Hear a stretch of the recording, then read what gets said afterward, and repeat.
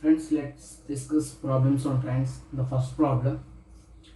The problem reads as a train 240-meter long crosses a man walking in opposite direction at the rate of 3 km per hour in 10 seconds.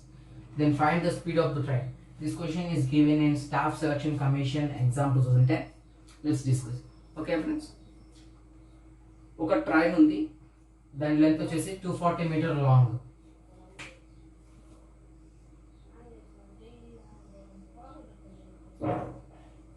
This is a train. This length is 240 meter long. Crosses a man walking. A man walking at the speed of 3 km per hour. ఈ train ఈ డైరెక్షన్లో వెళ్తుంది, ఒక man ఈ డైరెక్షన్లో వస్తున్నాడు. ఓకేనా? So ఈ మ్యాన్ 3 km per hour స్పీడ్తో వస్తున్నాడు. ఈ ట్రైన్ ఎంతో కొంత స్పీడ్తో వస్తుంది. ఈ ట్రైన్ లెంత్ వచ్చేసి 240 మీటర్ లాంగ్. అయితే ఈ ట్రైన్ ఈ మ్యాన్ని కంప్లీట్గా క్రాస్ చేయడానికి 10 సెకండ్స్ పట్టిందంట. అయితే మనం ఆ స్పీడ్ ఆఫ్ ద ట్రైన్, ఈ ట్రైన్ ఎంత స్పీడ్తో వస్తుందో ఫైండ్ అవుట్ చేయాలి. ఓకేనా?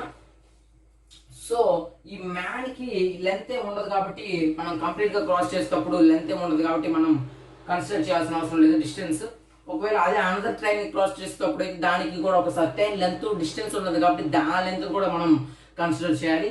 సో ఈ 240 metre long 240 divided by speed is equal to time మనకు వస్తుంది. 240 అనేది distance divided by speed is equal to మనకు టైం వస్తుంది. సో ఈ స్పీడ్ ఇక్కడ మనకి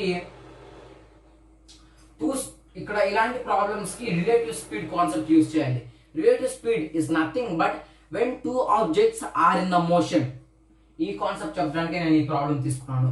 relative speed when two objects are in the motion అంటే ఇక్కడ మ్యాన్ మోషన్లోనే ఉన్నాడు, అంటే అతను కూడా నడుచుకుంటూ వస్తున్నాడు. ఇక్కడ టైం మోషన్లోనే ఉంది. రెండు at a time they are in motion, they are running. So relative speed concept ఎలా ఉంటుందంటే when two objects are in motion in opposite direction, opposite direction లో two objects motion లో ఉన్నప్పుడు వాటి స్పీడ్స్ అనేవి యాడ్ అవుతాయి. ఎప్పుడు ఆపోజిట్ లో ఉన్నప్పుడు. when two objects are in motion in same direction at a time, same direction లో అంటే ఈ మ్యాన్ ఇటు వెళ్తున్నాడు, ఈ ట్రైన్ కూడా ఈ డైరెక్షన్లోనే వెళ్తుంది. అట్లాంటప్పుడు మనం సబ్ట్రాక్షన్ అనేది చేయాలి. ఎప్పుడు సేమ్ డైరెక్షన్లో వెళ్తున్నప్పుడు సబ్ట్రాక్షన్ ఏంటి, దేన్ని ఎడిషన్ చేయాలి, దేన్ని సబ్ట్రాక్షన్ చేయాలి, స్పీడ్స్ని. ఓకేనా? సో ఇక్కడ మనకి ఒక దాని స్పీడ్ తెలుసు, ఏంటిది మ్యాన్ స్పీడ్ తెలుసు, కానీ ఆ ట్రైన్ స్పీడ్ తెలియదు. ఓకేనా?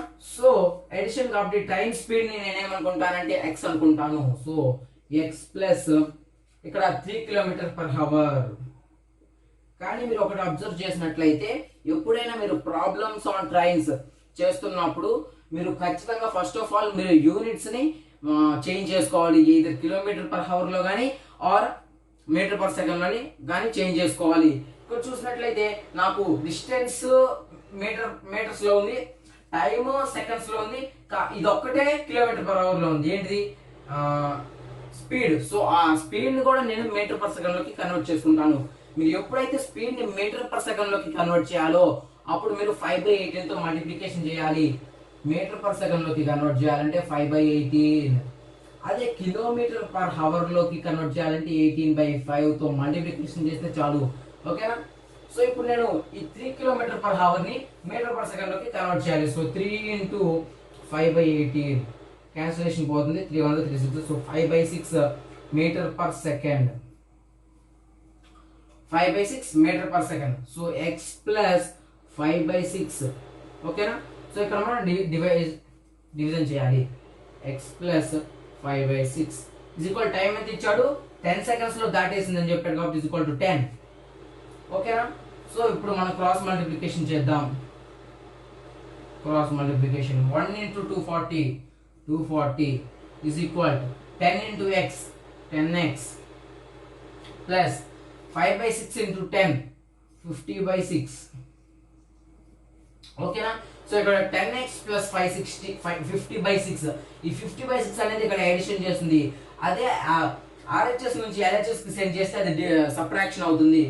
సో 240 మైనస్ 50/6 LCM 6 అవుతుంది. 1 6 6 6 4 24 6 2 12 1440 మైనస్ 50 అంటే 1390/6 is equal to 10x. 1390/6 is equal to 10x.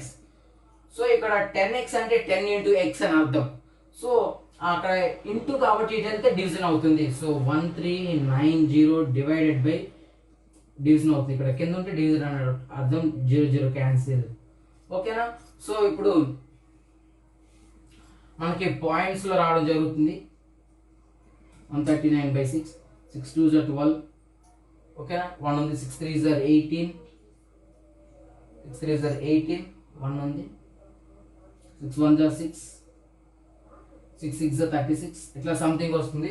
కానీ మనల్ని క్వశ్చన్లో ఏమని అడిగాడంటే మీటర్ పర్ సెకండ్. ఓకే ఇక్కడ లేదు కదా సారీ, కిలోమీటర్ పర్ అవర్ లో అడుగుతాడు క్వశ్చన్లో. కిలోమీటర్ పర్ అవర్ తో అడిగినప్పుడు ఇక్కడ ఇంకా ఇది డెసిమల్ లోకి మనం కన్వర్ట్ చేయాల్సిన అవసరం లేదు. డైరెక్ట్ గా ఇంటూ 18/5 చేయండి.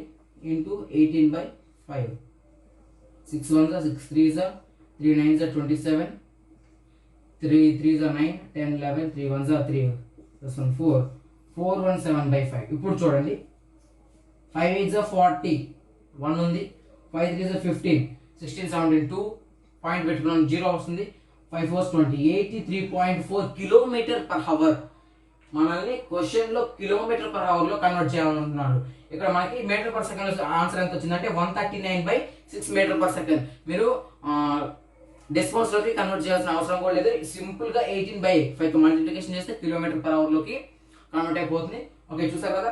Thank you for watching. Subscribe చేసుకున్నట్లయితే సబ్స్క్రైబ్ చేసుకోండి. మరిన్ని వీడియోస్ కోసం సబ్స్క్రైబ్ చేసుకోండి. అందరికి షేర్ చేయండి. Stay tune for the next class.